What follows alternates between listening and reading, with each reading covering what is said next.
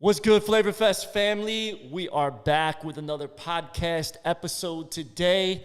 Urban leadership. And listen, Flavor Fest is not just a leadership podcast, it's an event that comes around the country now. We used to just be at one spot here at Crossover Church, but now we have been taking it on tour in the year 2023, and it's been amazing. We've been to New York City. We've been to Los Angeles, we've been to Atlanta, and we are coming to H-Town, Houston, Texas, on Saturday, July 15th. So if you're anywhere in the Texas area or anywhere near Texas, pull up with us, be a part of it. It's going to be an incredible weekend, y'all. So today on the podcast, I got a friend of mine that I've known for well over a decade. And if you're a church leader, share this with somebody right now, because this guy has some amazing resources and some amazing nuggets on how your church can be better at first impressions and better at kindness and better at loving your neighbor. This guy is like the expert at it. He even created his own conference. So we're going to be back with him in just a second. Welcome to the podcast. Welcome to the Flavor Fest Urban Leadership Podcast, where we talk to innovative artists, creative pastors, church planners, entrepreneurs, and people creating movements. Our goal is to inspire and equip you in ministry, music, and the marketplace.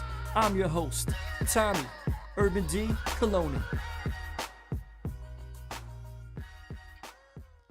What's good? I'm grateful you guys are tapping in today. Do me a favor and like this video right now. If you're not subscribed to the channel, jump on there and subscribe as well. Listen, our guest that's here today, he's from the Carolinas. First met this brother over a decade ago through my friend, Pastor Derwin Gray. We got to get him on the podcast. He's an OG right there. And so family, welcome my guy, Greg Atkinson. What's up, Greg? How you feeling, man? Hey, man. Good to see you again.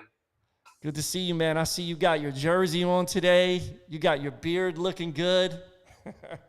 I've modeled my beard after you. It was a meeting we had half a year ago, and I looked at your beard, and I thought, I'm going to grow mine out.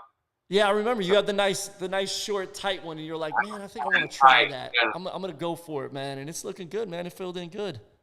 Use Thank any you. beard oils on there or anything, man? Sometimes. Yep. So, but I'm modeling after you. So we met over 10 years ago. I remember we were actually at the Exponential Conference, and I think I've heard about you before, but Derwin was like, hey, man, let's go to dinner. And I'm going to bring one of the guys from my staff. And we went down to Ybor City.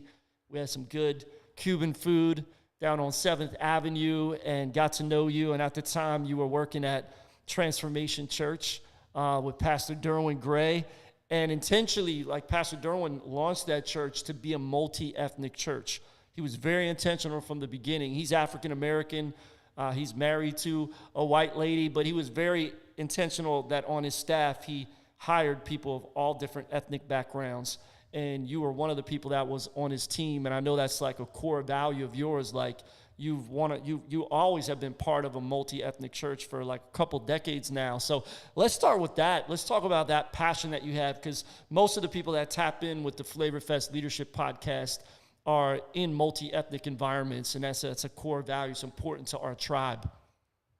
Yeah, I actually, I have a new book out, and I talk about some real stories of racism and hate and things that I experienced 30 years ago. 30 years ago at college, I met my best friend for the last 30 years, who happens to be African American, and I was on staff at a church 30 years ago, and my best friend is an amazing worship leader, so I invited him to come sing at my church. Mm-hmm. And you would have thought a war broke out the next week. As I shared the story in the book, they had the doors blocked off, and people standing at the front of the church with the doors guarding who could come in and come out. And they said, no more N-words in this church. No, and they were going to guard the front and make sure my friend didn't come back. And so that was, 1993, 30 years ago. And I've been battling diversity in the church ever since, and speaking up on it, and inviting my friend to come visit every church I've been on staff at. And so And he did come lead worship when I was at Transformation Church with Derwin. I had my friend come lead worship, but um, there's just a lot that I've seen, especially growing up in the South, as you mentioned, the Mm-hmm. Carolinas. I've lived all over the country, but when I grew up in the South and when I started ministry 30 years ago in the South, then just as it is today, there's a lot of racism and a lot of hate. And so I'm all about breaking down walls It's and good. trying to create a bridge and let people have proximity to somebody who's an awesome person, Mm-hmm. and they just have never spent quality time with somebody of another ethnicity. And so I'm a networker connector. I like to introduce people, and that's kind of what my best friend and I have done for the last 30 years, is try to build bridges instead of tearing down walls. But um, it's been an adventure. Yeah, man, I bet. So, how did you first connect with Pastor Derwin? What led for you to be on staff at Transformation? That was kind of in the early years too. It was that they were a new church that we got connected on Instagram. We both followed each other and started direct messaging. And I was in the middle of the country. I was in Joplin, Missouri, and I wrote about that experience in the book. Had just lost my job there, and Derwin messaged me on Instagram and said that they were looking for a campus pastor at their South Carolina campus. Mm-hmm. And I said, well, I grew up in South Carolina. I'm born and raised from South Carolina. Grew up in the upstate Greenville, South Carolina, went to college in the low country, Charleston, South Carolina. I said, Carolinas are my home. And so next thing I know, I came on staff. But it was just kind of a God thing how we started talking on Instagram. Mm-hmm. Wow. So IG, you never know, could You lead never to a job connection for you. Be open. Be open. That's So right. you Now are they do that same thing on Threads if they had direct messaging. But I don't know if you joined Threads, but I am. no, I have not yet. I I've been. just heard about it yesterday, and the internet's all a buzz about that. So what do you think about it, man? Does it It, look like Twitter? I haven't been on it yet. it is a little bit like Twitter and a little bit like Instagram, obviously created by the people that created Instagram. But Yeah. Niels Smith, I know you know Niels. Niels and Yep. I have been on there and been active and been finding people, and it is. It's controlled a little bit more than Twitter. So Twitter's like the Wild West, and anything can happen, and people could say anything with no Yeah. no consequence. Whereas on Threads, what I've noticed, if somebody says something whack, there's a warning that comes up that says this person is sharing false information. Are you sure you want to follow them? And so Yeah. so it's a little bit more um, Well, that's the kind of spirit what on Twitter. That's kind of what Twitter used to do. what it used to do. It Yeah, until Elon Musk got a hold of it and kind of like took off all the boundaries and let people just kind of say mostly whatever. But yeah, it'll be interesting to see what happens with it. And I read this morning that Elon just sued Facebook and Meta, Mark Zuckerberg, saying that they stole some, proprietary like ideas about Twitter, and he actually hired several people that used to work at Twitter that knew some of the like key ways that it's built. Yeah, And I read that too. What's interesting about that is Elon fired all those people, came in, cleared house, did yeah, not care who he fired, and then he's upset that they get a new job. yeah. So So if you're gonna fire the people who you claim to be are so great, don't be surprised when they get another job at a tech company. so But so if Elon and Zuckerberg got into the ring, what do you think would happen? I think Zuck would win. He's that studying jujitsu and all that, and doing the tournaments. I think he would win, but I do want to see it. I would Yeah, be interested I in wonder if it's actually going to happen. going to the People Coliseum in Rome. people talk a lot of talk. We'll see what happens. It'll be interesting to see. Yes, I know you've been involved big in the social media space, and you paid attention to that over the years, and paid attention to tech and how that connects with the church.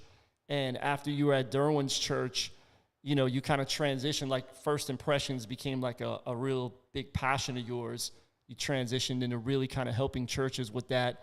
Wrote a couple books on it, the Secret Shopper book, and that helped a lot of churches, and know you wrote a lot of different, articles, spoke at a lot of conferences about it, and then you ended up launching your own conference that was specifically to help churches, with first impressions, because a lot of churches don't do well at it. We look at like Disney or whatever as like, Disney does so great with customer service and the customer experience, and a lot of churches just, they're paying attention more now, I think.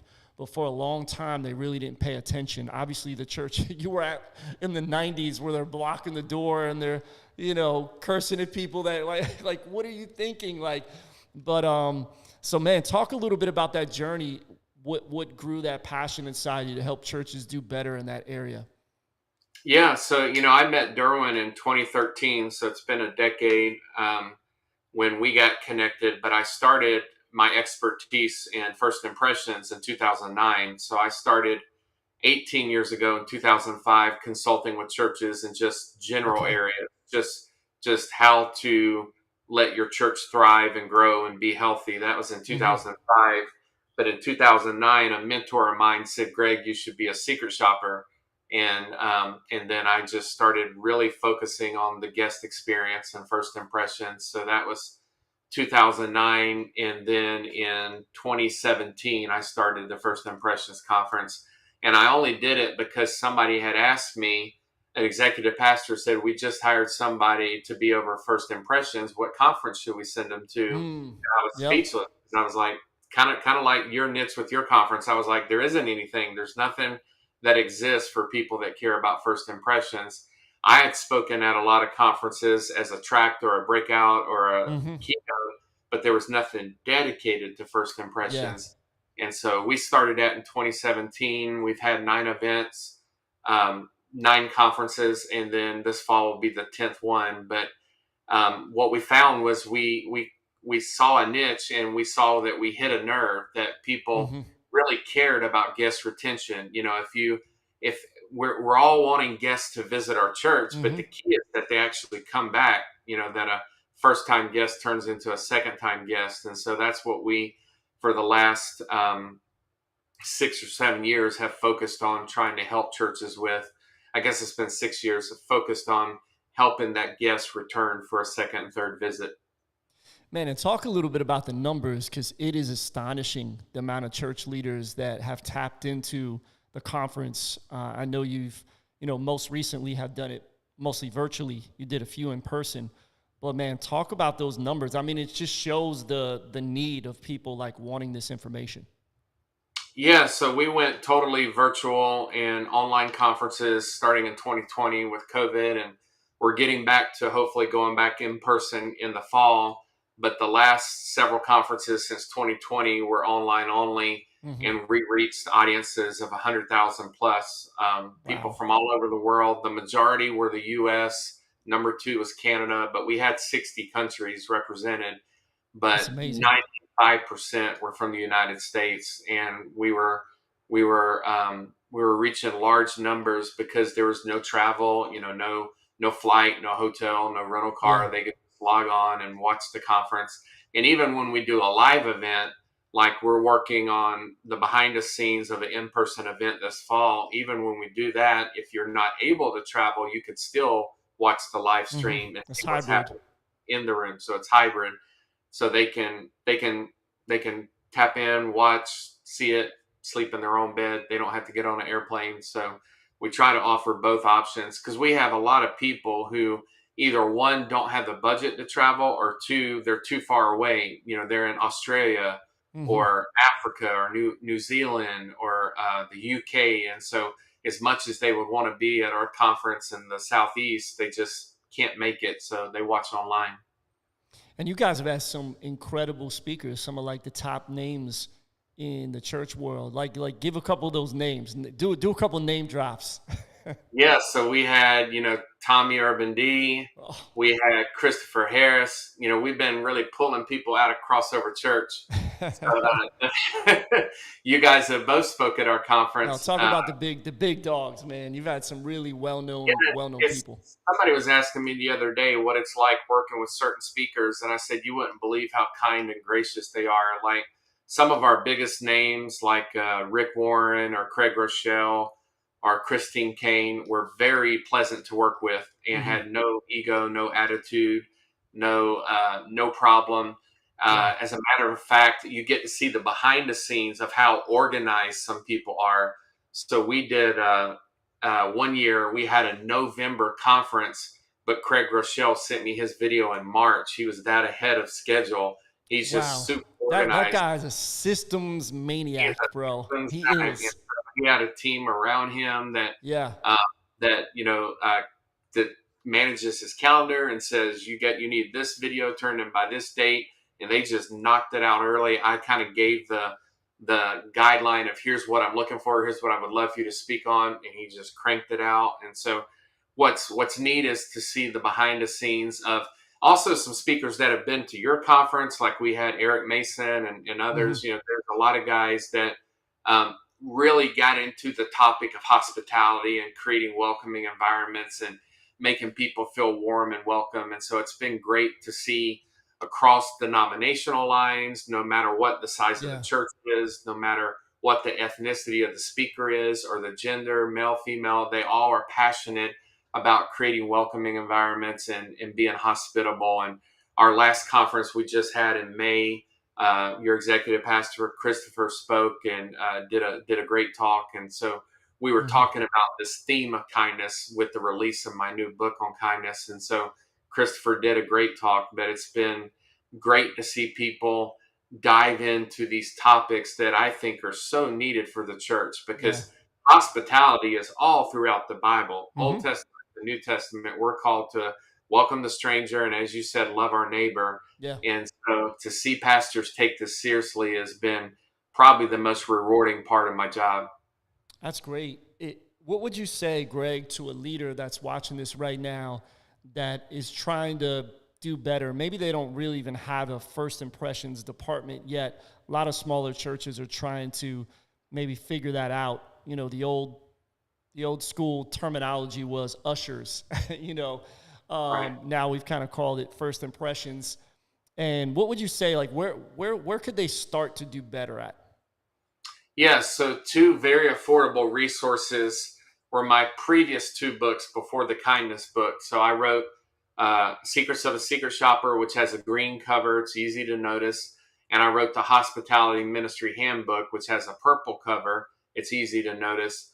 But both of those have chapters on every position, from parking to ushers to greeters to security, check-in. There's job descriptions. There's all kinds of stuff in there. And so if you have never really put, like you said, a system in place, a system of we're going to greet people from the parking lot to the pew, from the street to the seat, if whatever we're going to do as a church, here's how to go about laying out those teams. And so in those books, the cool thing about the Secret Shopper book that I wrote is I realized that most churches in America are 200 people or less. And most of those are 100 or less. And so I realized that as much as they would like to bring in an outside consultant like myself, they just didn't have the budget to do it. So I told my publisher, let me write everything I look for and what I do on a Secret Shopper visit so that they can buy the book, read it, and make the changes themselves. So you can buy the book for $5 to $10, depending on if it's Kindle or paperback, instead of paying thousands of dollars to fly me in and consult at your church live. Just read the Secret Shopper book and perform your own Secret Shopper at your own church, or give the book to somebody in your church and say, hey, would you read this over and then come look at our church with new eyes? A lot of pastors have used the book to train up their teams and to give them feedback on things to look for. They would say, Greg said we should be sure to clean our restrooms and to do this, this, this, and this. And so they, it's been used. Smells good. Guide. Right. But the goal is to help small churches to be able to excel in that area without busting their budget. That's good. Yeah. First impressions now, it even starts digitally on your social media and your website, and people are going to check you out a lot of times first there. So you want to also make sure that digitally things look good. But then when they actually come in person, like you said, Greg, it starts like in the parking lot. And then as they walk through the front doors and just as they experience it with all their senses, and when we go to church every week at the same place, we kind of get immune to, we don't see that stain on the wall. The smell in the bathroom doesn't bother us. We're going to talk to all of our friends, and we might not even notice the new people that are walking in and how they're sensing and smelling and feeling everything that's around them. And so, the stat I've heard many times that I've talked about even to other church leaders and people I coach is like, man, people are going to make a decision like in the first 5 to 7 minutes if they're even coming back to your church. That might even be before the first worship song is played, before the preaching happens. Like, they're pretty much already going to make up their mind, like, okay, do I vibe with this place or not? So that's why, first impressions and the team that helps with that is super important. So, but hey, Greg, I do want to ask you, we're going to talk about your book, Kindness, in a minute, but I do want to ask you about the Secret Shopper book, and really not just about the book, about they used to hire you, or maybe still you do it sometimes as a consultant, to go in and be a secret shopper. So man, like tell us like a crazy experience or two. I know you got some, man, like when you went to some places and things you might have saw and experienced behind the scenes. Yeah, I still do it. Just this week alone, I gave a quote for a secret shopper to a large church in Arizona, a large church in Florida, and a church in Virginia Beach. Mm-hmm. And I still go out and do it. I used to do way more before COVID. I was traveling every other weekend, twice a month, Yeah. to go to churches all over America. Things kind of slowed down with COVID, but I still do them.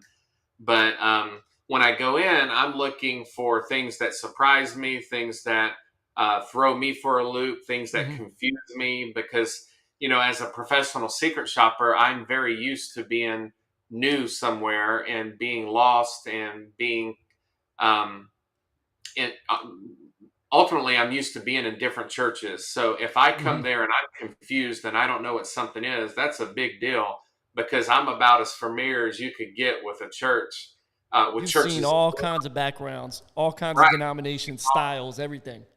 I've seen it all. So if I'm scratching my head thinking, what is this? Then there's something wrong. But I've had funny stories. I test security. I try to go places I'm not supposed to go. I've been almost arrested. I've been background checked. I've been almost tased. I have gone where I'm not supposed to go, and very uh, successful at getting into areas that I should not be in. Yeah. And so that's why the key is that only the pastor or the executive pastor would know that I'm coming. So, Mm-hmm. and a lot of churches, because I primarily work with large churches, it would be like your executive pastor, Christopher, knows I'm coming, but he hasn't told a soul. And so I show up and then they're shocked that, there's a secret shopper there, but they usually, the staff Not going to doesn't. tell the security team. Right. Don't tell anybody. So Yep. usually the staff doesn't find out until it's already happened. I will stay over and do a lunch with the staff afterwards, and they'll walk into a conference room and they'll say, "This is Greg. He secret shopped this today," and they're like, "Oh man!" And then I can unpack some of the things I noticed, and then I go back and work on a very detailed report. The Mm-hmm. last report I wrote was like 100 pages. Like it's a very Wow. detailed report that outlines everything that I noticed and that caught my attention. Mm-hmm. But yeah, I still do it. Still do it. Man, that's interesting. That must be fun at times. You're like trying to sneak into places, trying to ask people like weird questions to see what their response is going to be, how they're going to handle it and deal with it. That's Yeah. good. And That's all good. over the country. So I have to try to quickly become familiar with cities and neighborhoods because they'll ask you where do you live, where are you from, and I'm in Arizona talking about yeah, I just live right down the road and so, and that they can get very suspicious very quickly, Mm-hmm. um, but there was a time where the lead pastor, who was the only person that knew I was coming, had to talk to the police officer because he was going to arrest me and take me downtown. But the pastor was the only person that knew I was supposed to be there. Yeah. And, the police officer didn't know what a secret shopper was. I was trying to explain it to him and he thought I was crazy. Mm-hmm. But I said, no, seriously, here's the pastor's number. Call him, ask him. He knows I'm here. He knows I'm supposed to be here. But it's been an adventure. And, since 2009, of secret shop in churches all over America. So it's been quite the adventure. Man, that sounds like fun though. It does sound fun, but I know that helps a lot of churches to see what some of their weaknesses are. So even churches that are out there, maybe you can't hire Greg, but find somebody, get somebody that can come in, and if you get his book and you can kind of look at some of the key things that they can look at. And to your point earlier, we were talking about our passion for diversity and multi-ethnic ministry. That's something I've always looked for. I Yeah. would give churches blunt feedback. I'm very direct in my Mm-hmm. consulting, and so I can give direct feedback of it was a very white church, or it was this or this or this. And so I had a friend that just moved to my city in North Charlotte, and he and I were visiting the same church, and then we had uh, dinner together last week, and we got together, and I said, "What did you think of Blank Church?" Mm-hmm. And he said, "It was very white. It was almost all white." And I said, "Yeah, I picked up on the same thing." And so, one of the tips, as you mentioned, most people check you out online before they ever check you out in person. And Yeah. so your true first impression is online. And with knowing that, they want to see what the look of your social media is, your photography, the pictures you show of people. But the number one most visited page on any church website is the staff page.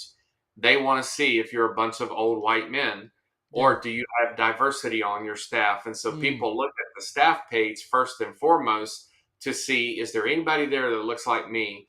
And so if they see it's all white men, there's no females, there's no diversity in ethnicity. If they don't see anybody else, so a lot of times I will coach churches on how to improve their staff page, Yeah. even if it means adding some high capacity volunteers that are not paid staff, but they're over a ministry Yeah. to They're a give you leader. different people, different leaders, different looks, Mm-hmm. different genders, different ethnicities on the staff page. Even if they're not collecting a paycheck, I'm like, hey, you've got so and so that's over guest services. Why don't we add her to the staff page so you have more females and it's not all men? Mm-hmm. Um, but yeah, that is the number one page people check out. Yeah. That's good. Yeah, less than 20%, or maybe we're almost up to 20% now with the latest stats of churches are multi-ethnic in America. But the status of that to be considered multi-ethnic is that you have at least 20% diversity. And to Right. me, that's not that much diversity. If you have 80% of one people group and then 20% of another, that's not really quite there. So churches that are like truly multi-ethnic are still in the single digits, in my opinion. And Right. then, a church like mine is crossover is multi-ethnic, multi-generational, and multi-class too. The multi-class piece is a very, very small amount of people. People that are You're in probably different. also multilingual.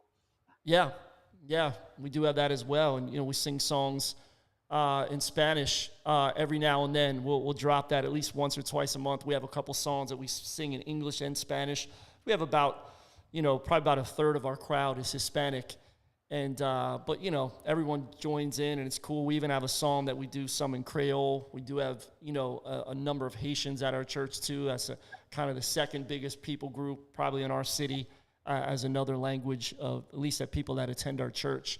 So, but yeah. So churches out there, we can do better if we love all of our city, welcome everybody in, and the first impression is they're going to see some people that look like them, not just in the crowd, but on the platform, on the staff page, around the leadership table, like from the top to the bottom. There's diversity, and to be intentional with that. And So what I've said for years is, one, does your church look like your community? yeah, And two, does your church look like your school system?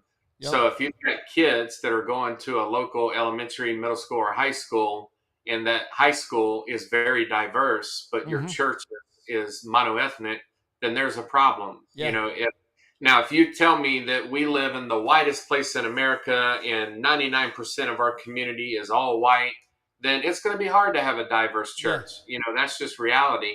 But if the school system is diverse, but your church isn't, then you've got some work to do. And you're going to have to, like you said, be very intentional on how you lead and how you Yep. staff. Your church should look like Walmart. What does Right. your local Walmart look like? Right. Yeah.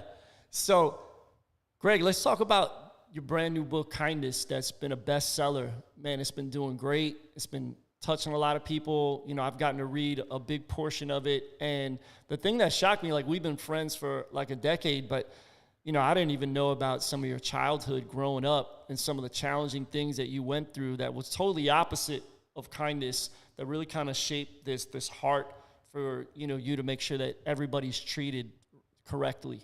So talk about even your story growing up a little bit and kind of what birthed the whole concept of the book.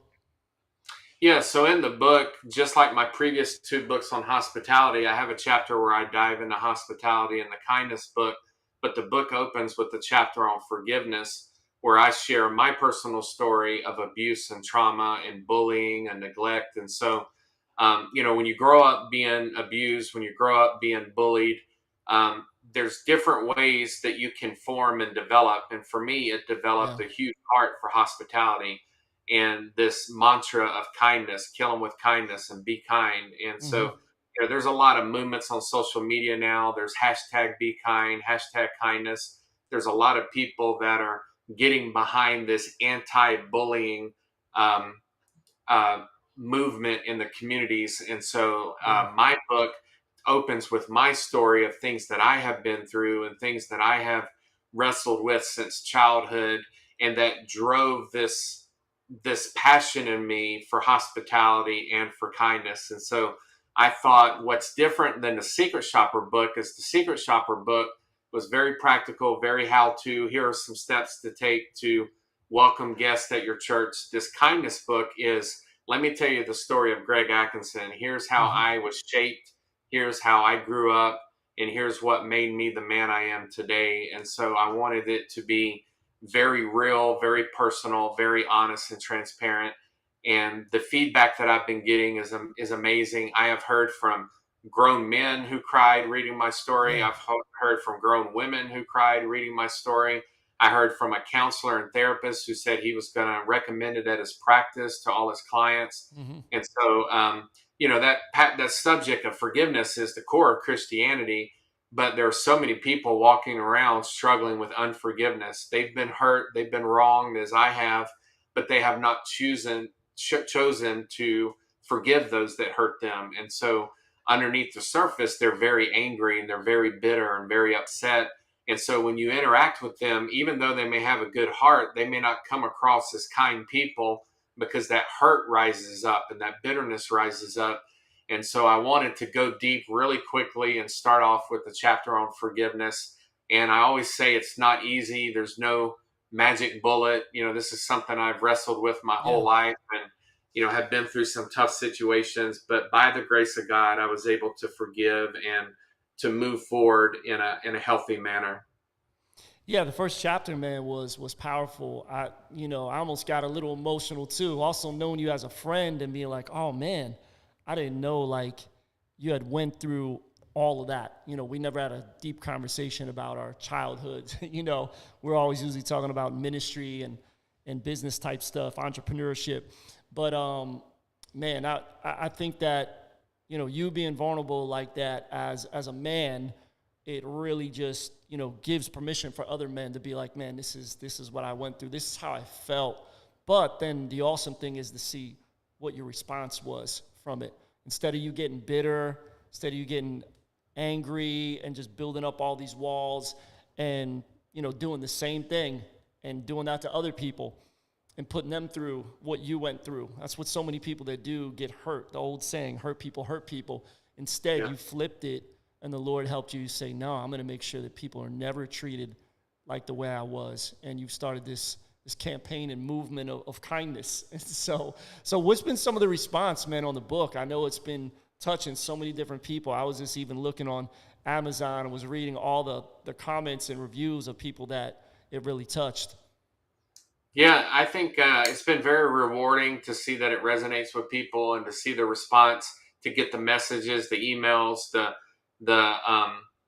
the comments from people of this really moved me, this really touched me, this opened my eyes. As you know, we're encouraging churches to buy it by the case, to put it in their bookstore. We're working behind the scenes on a small group curriculum that churches can dive deeper into this fruit of the Spirit, kindness, and go into a deep dive in kindness. My U version devotional just got uploaded last week. I looked yesterday on the back end, and there were already almost 5,000 people that had started the Secret Power of Kindness Man, that's great. devotional on the I gotta Bible app. tap into that. Go tap into that. It's free, and that'll give you a Free. little taste of Yeah. it. It's a free resource, but I just literally heard from somebody on Facebook yesterday who said it's a 10-day devotional because there's 10 keys in the book. And a guy said, "Hey, I'm on day 5 of your devotional. I'm loving it. I'm about to order your book." And so if you want to test the waters and just see if you even like the content, check it out on YouVersion for free.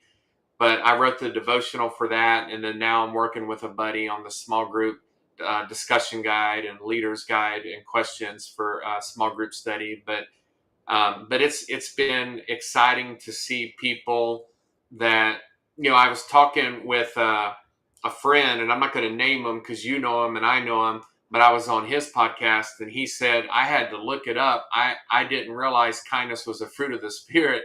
And I said, yeah, that's why it's the secret power of kindness. It's a little talked about fruit of the Spirit that people don't realize of, hey, being kind is actually biblical. Like, yes, it's been taken over by all kinds of people on social media, and there are so many kindness movements that have nothing to do with faith or with God or Christianity, but the roots of kindness are biblical. That's and right. it goes all the way back to the New Testament and what we see. Well, there's a lot of descriptions of God in the Old Testament as kind.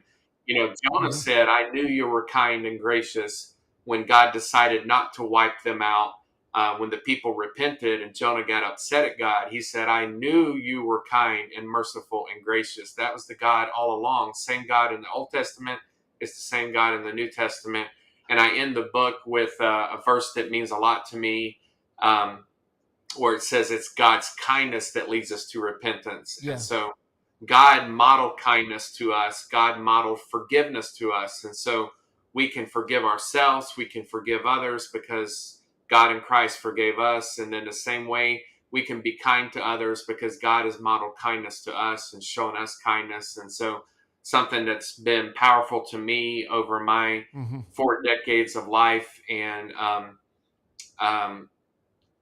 times where I have fallen or strayed or gotten distant from God, is that it's his kindness that leads me to repentance. And it's always his kindness that leads me back home. And so he's the God who pursues, and his kindness is what chases after me. And so it's been really cool to hear the feedback. That's good. That's good. Yeah, kindness, man, it can change somebody's life, and you might not even realize it. And it doesn't cost us anything. Like, if we're just kind to somebody, we just open the door for them, we smile, we give them a compliment. It can literally save somebody's life. There's so many people out there struggling with stuff right now: anxiety, depression, suicidal thoughts. All that is at an all-time high, and God could use you in a moment. You might just feel like, oh, it's not that big of a deal. It could be a huge deal to somebody else when we're kind to them, and God can use it as a ministry moment for real. So kindness is available. Like, go pick it up. It's going to be at the Crossover store as well in our lobby.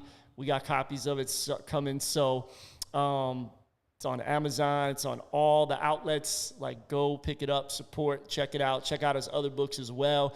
And so Greg is going to be with us at Flavor Fest in Tampa this fall, and he's going to be doing a workshop on first impressions, on kindness, on secret shoppers, all the stuff that we talked about today. He's going to do a deeper dive in that. So you definitely want to join us at Flavor Fest in November, right here in Tampa, Florida, November 2nd through the 4th. So flavorfest.com, flavorfest.org, my bad. We're a .org, not .com. Flavorfest.org, tap in. Plug in. We got people registering. We had a whole bunch of people registering the past week for Tampa, and we were running a 4th of July special. You missed it. We're going to run some more specials, though, but definitely mark your calendars. plan on being part of it. We're expecting this year is going to be our best Flavor Fest ever, being that we did the tour all year and so many people from other cities are going to be tapping in. So Greg, how can people also find you online? Like give us your IG and your YouTube and all that good stuff. Yeah, I'd first say the simplest way to find my book, which is called The Secret Power of Kindness, is to go to the title, secretpowerofkindness.com.